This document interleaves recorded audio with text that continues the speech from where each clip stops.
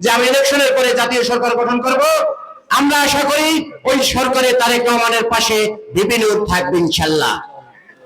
প্রিয় বন্ধুরা, যদি তারেক রহমানের ক্যাবিনেটে ভিপি নূর থাকে তাহলে আমাদের উন্নয়নে কোনো সমস্যা হবে? আমাদের কিছু চাইতে হবে? ভিপি নূর কোনো ভিআইপি পরিবারের সন্তান নয়, উনি কোনো জমিদার পরিবারের সন্তান নয়, আমাদের মতো মিডল ক্লাস পরিবারের সন্তান।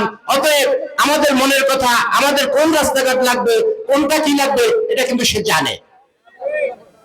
উনি ঢাকা শহর বড় হয় নাই, আমাদের এই গ্রামের, আমাদের চরবিশ্বাসের মেঠো জনপদ থেকে সে গড়ে উঠেছে। অতএব সকল পর্যায়ের মানুষের মনের কথা সে জানে, তাকে আমাদের কিছু বলতে হবে না। তাই আমি গলাচিপা 10 মিনার সকল পর্যায়ের দলমত শেষে দলমতের ঊর্ধ্বে উঠে যুগে যুগে এই ভিপি নূরের মতো ছেলেরা কিন্তু জন্মায় নাই। আপনারা জানেন, আপনাদের এলাকারই সন্তান বাতেন সাহেব জন্মিয়েছিলেন, আমরা তাকে তার যোগ্য মর্যাদা দিতে পারি নাই, আমরা উন্নয়ন করতে পারি নাই। এই সুযোগটা কিন্তু আমাদের আবার আজকে 30-35 বছর পরে আমরা পেয়েছি। এই সুযোগকে হারানো যাবে না, কি যাবে? তাই বন্ধুগণ, আর বিএনপির ভাইদের প্রতি